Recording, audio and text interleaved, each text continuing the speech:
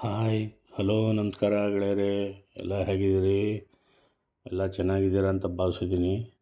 ಯಾರ್ಯಾರು ಕ್ಷಿಪ್ರಕ್ರಾಂತಿ ಮೀಡಿಯಾ ಚಾನಲ್ನ ಸಬ್ಸ್ಕ್ರೈಬ್ ಮಾಡಿಲ್ಲ, ಲೈಕ್ ಮಾಡಿಲ್ಲ, ಶೇರ್ ಮಾಡಿಲ್ಲ ಅವರೆಲ್ಲ ಲೈಕ್ ಮಾಡಿ, ಶೇರ್ ಮಾಡಿ, ಸಬ್ಸ್ಕ್ರೈಬ್ ಮಾಡಿ ಅಂತ ಹೇಳ್ತಾ, ಈಗ ಬೆಂಗಳೂರು ನಗರವನ್ನು ಕಟ್ಟಿದ ಬೆಂಗಳೂರು ನಿರ್ಮಾತೃ, ಬೆಂಗಳೂರು ದೊರೆ, ಕನ್ನಡಿಗರ ಆರಾಧ್ಯ ರಾಜ ಕೆಂಪೇಗೌಡರ ಒಂದಷ್ಟು ಬೆಂಗಳೂರನ್ನು ಕಟ್ಟಿದ ಬಗೆಯನ್ನು ತಿಳಿದುಕೊಳ್ಳೋಣ ಬನ್ನಿ.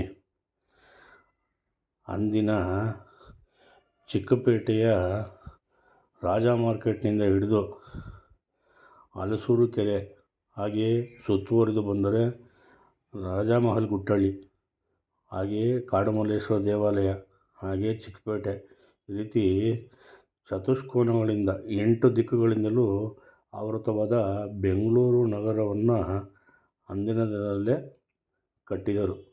ರಾಜಮಹಲ್ ಗುಟ್ಟಹಳ್ಳಿಯಲ್ಲಿ ಜಟ್ಕಾ ಬಂಡಿ ಇತ್ತು, ಅದನ್ನು ಒಂದು ಇದು ಮಾಡಿದರು. ಹಾಗೆ ರಾಜ ಮಾರ್ಕೆಟು ಪ್ರಾರಂಭ ಆದರೆ ಆ ಕಡೆ ಬಂದರೆ ಹಲಸೂರು ಕೆರೆ, ಈ ಕಡೆ ಬಂದರೆ ರಾಜಾಜಿನಗರ, ಆ ಕಡೆ ಬಂದರೆ ಮಾಗಡಿ ರಸ್ತೆ, ಮಾರ್ಕೆಟು, ಮಾವಳ್ಳಿ ಸರ್ಕಲ್ಲು, ಇವೆಲ್ಲವನ್ನು ಬಡಗೂಡಿ ಒಂದು ಬೆಂಗಳೂರನ್ನು ಸರಿಸುಮಾರು 8ರಿಂದ 10 ಕಿಲೋಮೀಟ್ರ್ ವಿಸ್ತೀರ್ಣದಲ್ಲಿ ಕಟ್ಟಿದರು.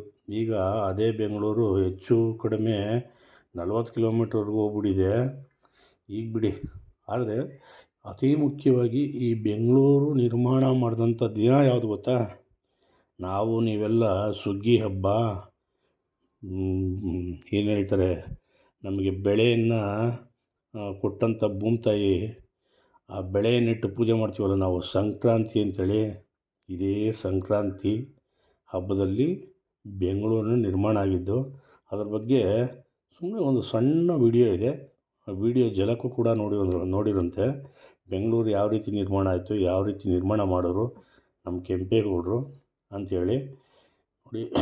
ಕೆಂಪೇಗೌಡರ ಒಂದು ಕಾಲ ಭಾಳ ಸುಂದರವಾಗಿತ್ತು. ರಾಜರ ಕಾಲದ ಕಥೆಗಳೇ ಹಾಗೆ. ಯಾವುದೇ ರಾಜರ ಕಾಲ ತಗೊಂಡ್ರೂ ಕೂಡ ಕೆಲವೊಬ್ಬರು ಲೋಭಿಗಳಿದ್ದರು, ಎಲ್ಲರೂ ಅಲ್ಲ. ಅದೇ ರೀತಿ ಪ್ರಜೆಗಳನ್ನು ಸುಖ ಶಾಂತಿಯಿಂದ ಇಡಬೇಕು ಅನ್ನೋಂಥ ಭಾವನೆ ಇಟ್ಕೊಂಡಂಥ ಹಲವಾರು ರಾಜರುಗಳಲ್ಲಿ ಕೆಂಪೇಗೌಡರು ಕೂಡ ಒಬ್ಬರು. ಕೆಂಪೇಗೌಡರು ಕಟ್ಟಿದಂಥ ಬೆಂಗಳೂರಲ್ಲಿ ಬೆಂಗಳೂರಿಗರು ತುಂಬ ಯಾವ ರೀತಿ ಇತ್ತು ಅಂತಂದರೆ, ಆವತ್ತಿನ ವಾತಾವರಣ ಹಣಕಾಸು ಚಲಾವಣೆ ಇಲ್ಲದೇ ಇದ್ದರೂ ಕೂಡ ನೆಮ್ಮದಿಯಿಂದ ಇದ್ದರು, ತುಂಬ ಆತ್ಮೀಯತೆಯಿಂದ ಇದ್ದರು. ಹಾಗೆ ಬಂಧು ಬಾಂಧವರೊಡಗೂಡಿ ಎಲ್ಲರೂ ಹಬ್ಬ ಆಚರಣೆ ಮಾಡ್ತಿದ್ರು, ಎಲ್ಲ ಸಂಬಂಧಗಳು ಗಟ್ಟಿಯಾಗಿದ್ದವು. ಆ ರೀತಿ ಒಂದು ಬೆಂಗಳೂರನ್ನು ನಿರ್ಮಾಣ ಮಾಡಿದರು.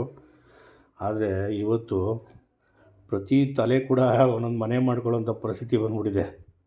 ಇದು ಯಾಕೆ ಹೇಳ್ತಾ ಇದ್ದೀನಿ ಅಂತಂದರೆ, ಒಬ್ಬರನ್ನ ಕಂಡ್ರೆ ಒಬ್ಬರು ಆಗೋದಿಲ್ಲ. ಹಾಗೆ ಒಬ್ಬರ ಒಂದು ಅಂತರ್ಗತ ಏನಿದೆ ಮನಸ್ಥಿತಿಗಳು ಇನ್ನೊಬ್ಬರು ಅರ್ಥ ಮಾಡ್ಕೊಳ್ತಾ ಇಲ್ಲ. ಆ ಪರಿಸ್ಥಿತಿ ಇವತ್ತು ಬಂದಿದೆ. ಹಾಗಾಗಿ ಯಾರು ಅರ್ಥ ಮಾಡ್ಕೊಳ್ಳೋ ಪರಿಸ್ಥಿತಿಯಲ್ಲಿ ಯಾರೂ ಇಲ್ಲ.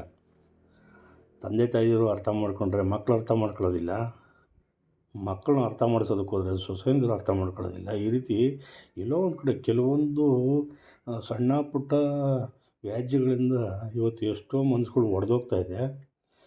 ಹಾಗೆ ಇವತ್ತು ಬೆಂಗಳೂರು ಇದೇ ರೀತಿಯಾಗಿದೆ. 1938 ಇದೇ ದಿನ ಜನವರಿ 14 ನಾಡಪ್ರಭು ಹಿರಿಯ ಕೆಂಪೇಗೌಡರು ಬೆಂಗಳೂರನ್ನ ಕಟ್ಟೋದು ಶುರು ಮಾಡಿದ್ರು ಕಣ್ರಿ.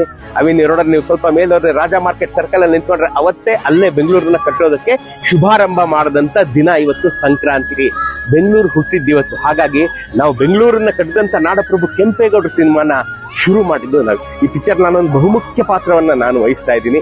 ಇಷ್ಟು ದಿನ ನೀವು ಬೆಂಗಳೂರನ್ನ ಕಟ್ಟಿದಂತ ಕೆಂಪೇಗೌಡರು ಹೇಗಿದ್ರು, ಏನೆಲ್ಲ ಕೆಲಸ ಮಾಡಿದ್ರು ಅಂತ ಪುಸ್ತಕಗಳಲ್ಲಿ ನೋಡಿದೀರಾ, ನನ್ನ ವಿಡಿಯೋಗಳಲ್ಲಿ ನೋಡಿದೀರಾ. 1938 ಇದೇ ದಿನ ಜನವರಿ 14 ನಾಡಪ್ರಭು ಹಿರಿಯ ಕೆಂಪೇಗೌಡರು ಬೆಂಗಳೂರನ್ನ ಕಟ್ಟೋದಕ್ಕೆ ಶುರು ಮಾಡಿದ್ರು ಕಣ್ರಿ.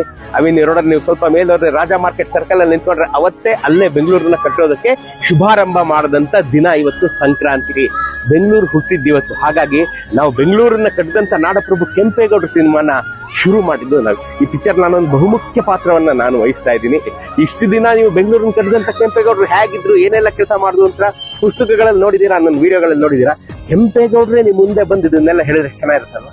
ಹಿಂದೆ ಯಾರು ತೆಗ್ದಿಲ್ಲ, ಮುಂದೆ ಯಾರು ಇಂಥ ಪಿಕ್ಚರ್ ತೆಗಿಯಕ್ಕಾಗಬಾರ್ದು ಅಂತ ಅದ್ದೂರಿಯಾಗಿ ಪಿಕ್ಚರ್ ನಿರ್ಮಾಣ ಆಗ್ತಾ ಇದೆ. ಬಹಳ ಅದ್ದೂರಿ ತಾರಾಗಣ ಮತ್ತು ಅದ್ದೂರಿ ಸೆಟ್ಟಿಂಗ್ಸ್, ಅದ್ದೂರಿ ಕತೆ ಎಲ್ಲವೂ ಇದರಲ್ಲಿ ಅದ್ದೂರಿಯಾಗಿ ಇದೆ. ಚಿತ್ರತಂಡಕ್ಕೆ ನಿಮ್ಮ ಹರಕೆ ಹಾರೈಕೆ ಎಲ್ಲ ಇರಲಿ. ಸಂಕ್ರಾಂತಿ ಎಳ್ಳು ಬೆಲ್ಲ ತಿಂದು ಒಳ್ಳೆ ಮಾತಾಡಿ ಸಂಕ್ರಾಂತಿ ಹಬ್ಬದ ಶುಭಾಶಯಗಳು. ನಮಗೂ ನಿಮ್ಮ ಹರಕೆ ಇರಲಿ. ಧನ್ಯವಾದ.